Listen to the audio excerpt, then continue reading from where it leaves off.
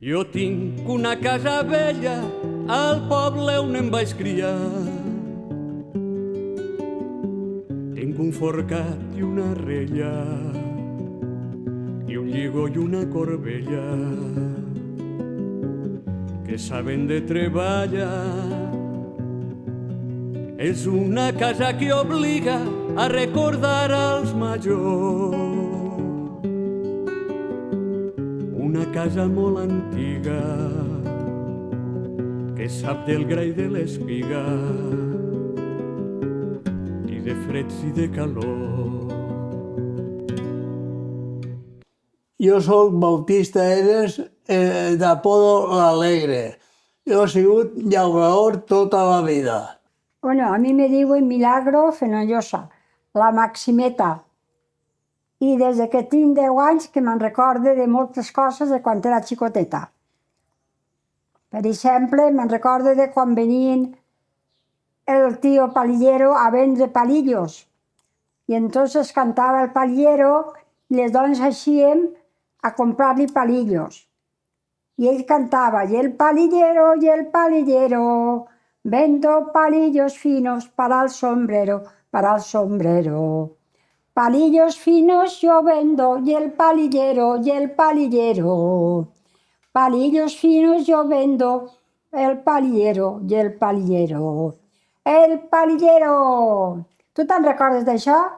Del palillero? Ah, que passava cantes. tots els dies per els carrers sí, a vendre palillos. Sí, que sí. Pues jo me'n recordo com si fos ara. Però jo creia que no cantava i encara canta. Sí, les cançonetes, me'n recordo molt de les cançonetes d'antes. També passava una senyora major morena que duia una cistella molt grandota plena de plàtanos i anava de cantó.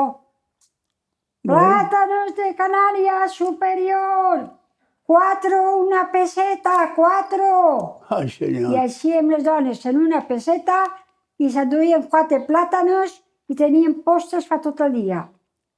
I la dona buidava les cistelles i després anava en el tramvia del 24 al seu poble. I al set anem a Gualate o quan hi pareixia tornava a vindre.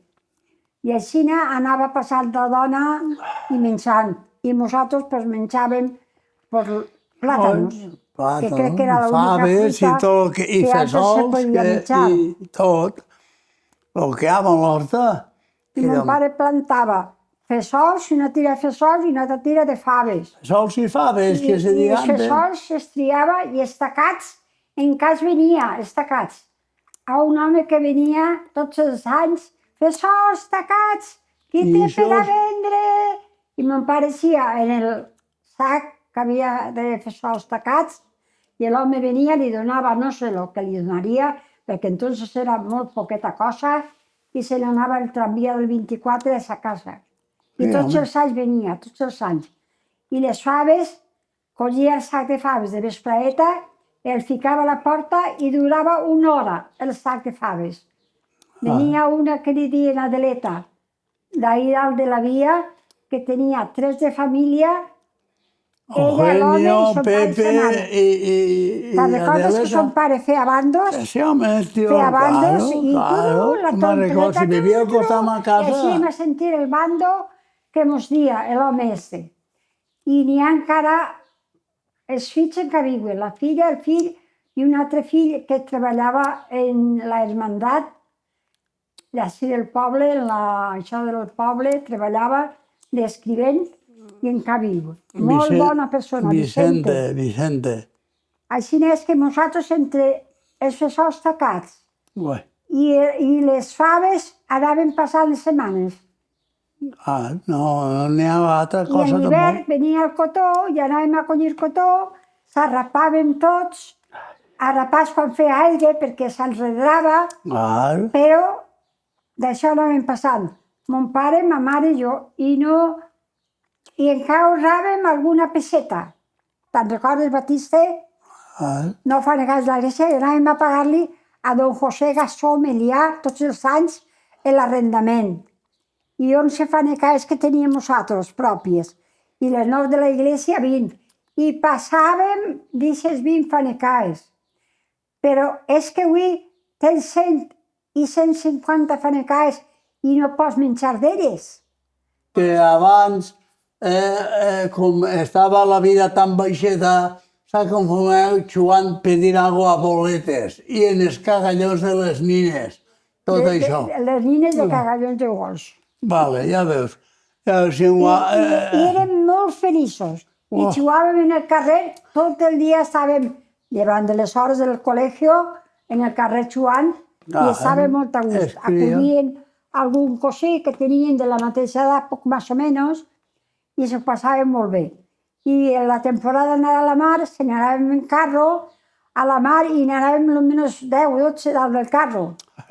I aplegàvem allí a la mar a nadar, que duíem unes bates de sac, amb dos botons ahí, a nadar. I quan acabàvem de nadar, se secàvem i a berenar, i a poqueta nit a casa. I així anava passant la vida. Jo el salut en el Però carro. molt poquet, se passava molt poquet. És que... I tots són mòbils, i hi ha que veure el que se necessita només pels mòbils.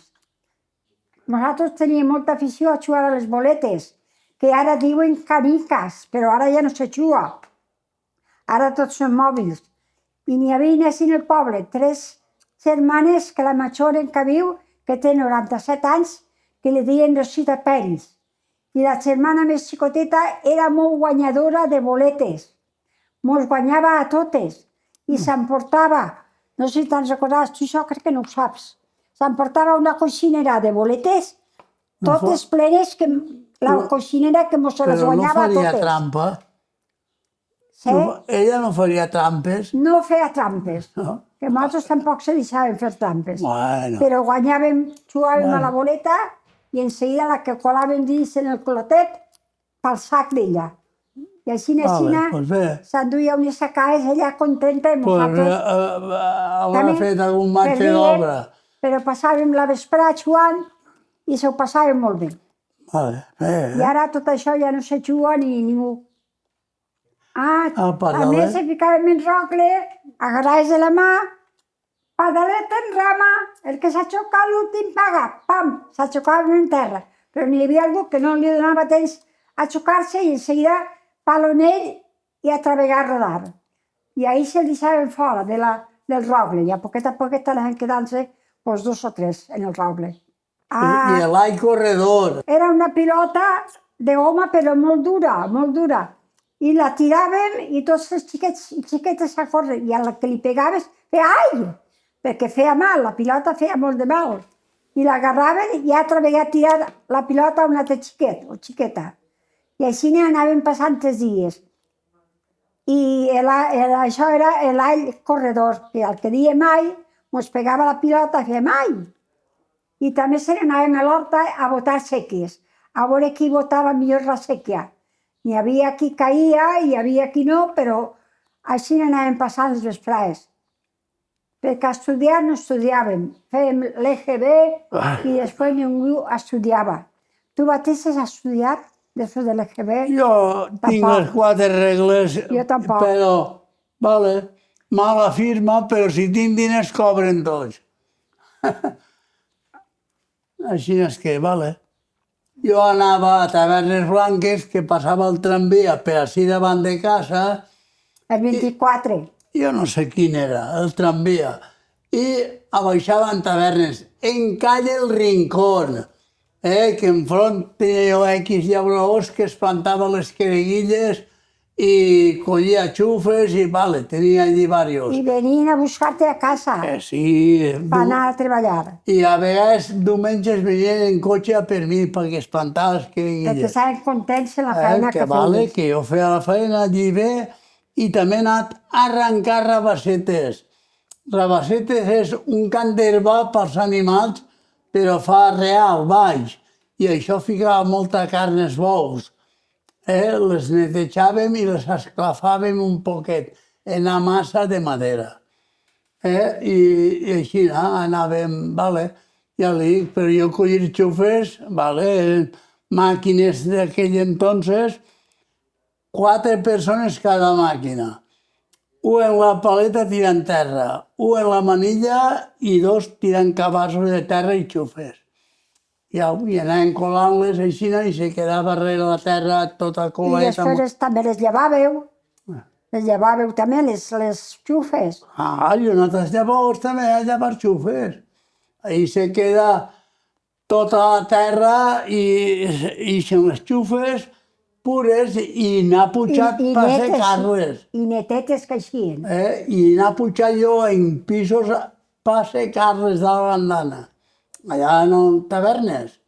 O en l'horta, perquè en aquests pobles hi havia moltes cases en l'horta. Allí calla el rincón, cap Pepito i tot. Bueno, i la tia també, en la mili, estava en la mili, jo que va servir en tavernes blanques, i els diumenges, després de la missa, jo del Puig anàvem a arrencar cacau o cacaues, i jo li deia que mos ha de fer paelleta. I este matí m'ha recordat el nom, no me'n recordo d'això del Puig. Bueno, que ja faltava, ja fa temps. I aquell era molt vergonya. Dic, no tingues vergonya, aquesta dona mos ha fet la paella per nosaltres. I damunt mos pagava el que s'enteníem. Però jo, després de missa, duia la roba d'allí, i ell també, i arribàvem allí, se canviàvem i arrencar cacaues o cacau, el que fora. Sí, la burreta Maria, que li ficàrem un nom molt bonico, però així anava. La burreta Maria. Pues sí, jo en aquell animalet era ahí que guio mal de la vista, en la burra. Me tiré per darrere i me notí una veneta me se reventar i anir a Barraquer en un any 3 vegades, a Barcelona. I ja estic molts anys així, ja ho crec. Tenia 17 anys jo em pareix, com que ja en tinc... Eres molt jovenet, entonces. Ja en tinc 84, mira si fa un dia. Però no te s'ha fet tampoc mal. Ja m'ho diu el doctor. No quedaràs al 100%, però com eres jove te podràs defendre. I no s'enganyar. Que d'un ull m'he passat l'altre. Això també. D'un ull m'he passat l'altre. I ara estic ja molts anys i jo ja me'n conformo amb el que tinc. Jo tinc ulleres i tot i no em gaste. Jo no em gaste d'ulleres. No sé ni per on estan. I ara, quan no tinc carnet tampoc, que he deixat perdre el carnet, no vull conduir, pues encara menys. Com estava ahí en el piso, que era andana, el cotó, pues jo venia a envasar-lo per dur-lo al balat dels orells. El cotó era son pare, el tenia a l'andana. I jo vingui, que tenia prou satisfacció en la casa, a omplir-lo. I no sé les paraules que se usaren, però després pues jo sabia a l'hora que eixia de missa i ahir al barranquet venia ella i sa tia i bona nit, i anàvem, no sé el que, anàvem raonant i sa tia se queda en sa casa. I jo, entonces, quan se quedàvem a soles, i li vas dir això i això, veixes? I diu, bueno, ja veurem, parlarem amb mon pare o no sé què me digui i provarem. I com me digui, va, provarem a veure si s'entenem. I entonces, pues nada, després demà no, després demà aniré a parlar amb ton pare i ta mare. I entri, i el meu sogre era prou serio, i ojito, i ojito de que jo vaig amb la cara alta, ja m'ha anat. I jo, si s'entenem, vale, i si no s'entenem, vale també. I bueno, procureu portar-se bé, i que me'n recorde. I vale, i bé. I així estem 60 anys. Bueno, i 60... I 12 festets. I antio sí que jo anava molt al mercat i el meu sogre se menjava el millor del mercat perquè a mi m'agrada comprar gènere de primera. I ell, raïm, bresquilles, tot el que hi havia, jo no duia 1 quilo, un platonet. Jo a les 3 del matí estava en el mercat, no, és que estava així, no. Jo duia gènere meu a la parada carretero, que me'n recorde, i després me passejava, bresquilles, raïm bo. I no era per ella soles, per esta, sa mare s'hi vivia i jo.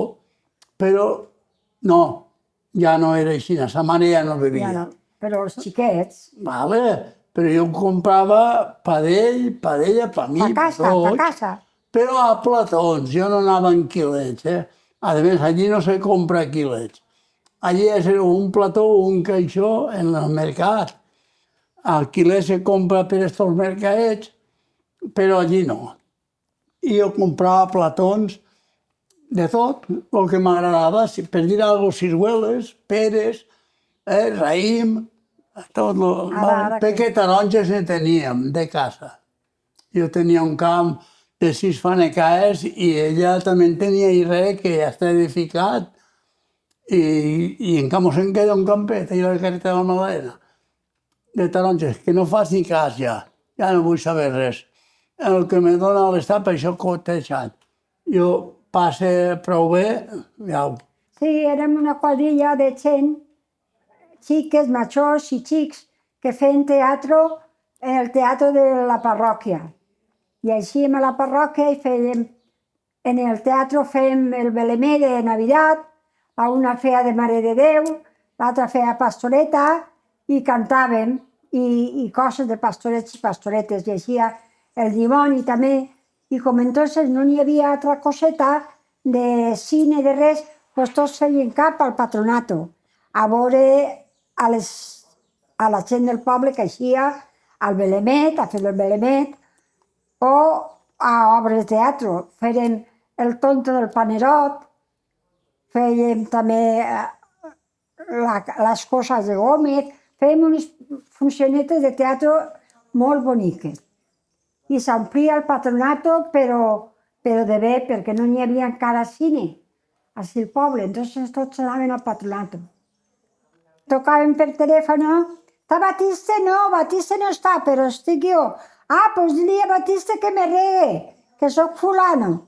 I jo, doncs ara m'ho apuntava, feia de secretària i en uns paperets m'ho apuntava. I quan ell venia, li diria, i ell de cap ja sabia quins camps havia de regar. O sigui que feia de telefonista, de secretària i després de cobradora. Jo agarrava la meitat de paperets a cobrar i ell l'altra meitat a cobrar. I així pues, anàvem rodant també. Esta corbella era de segar herba i solvo, que era com si foren panolleres, però molt juntetes pels animals. I la corbella de segar arròs era aixina. Més llarga. I perquè desbarbàvem i tot l'arròs. Però esta era de segar verd pels animals. Així és que esta corbella era de segar herba, brossa i tot això, curtet. Però la de segar arròs era aixina, que una volta segàvem i lligàvem la garba, la desbarbàvem i se quedava l'espiga i el cul se quedava en la marxal.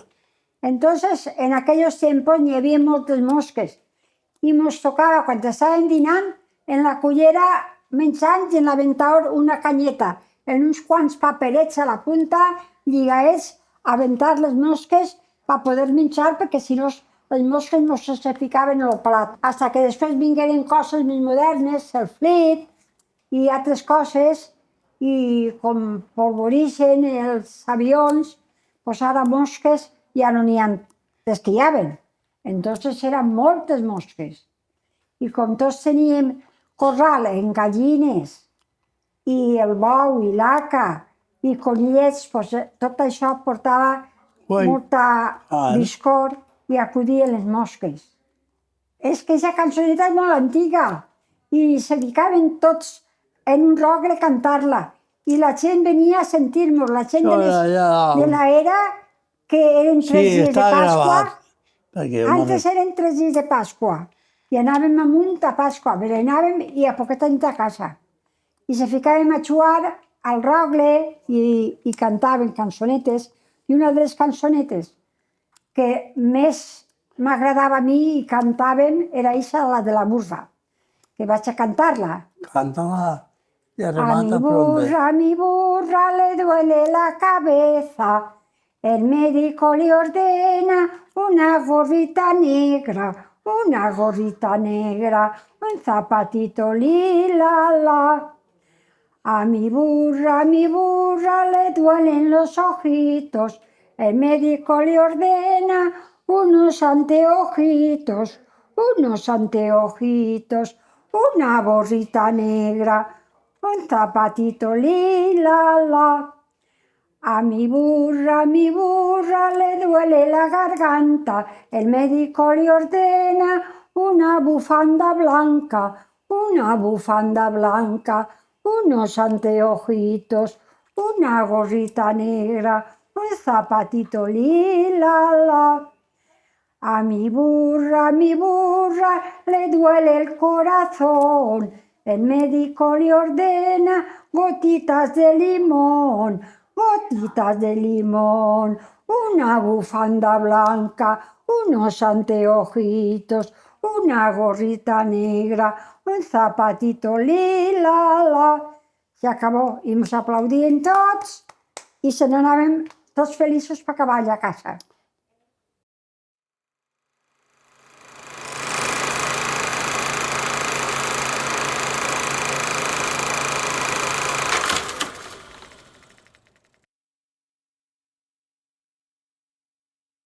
I tinc davant el paisatge d'un poble que mira al cel, portant al cor el missatge d'una llengua que es fa imatge i és més dolça que la mel.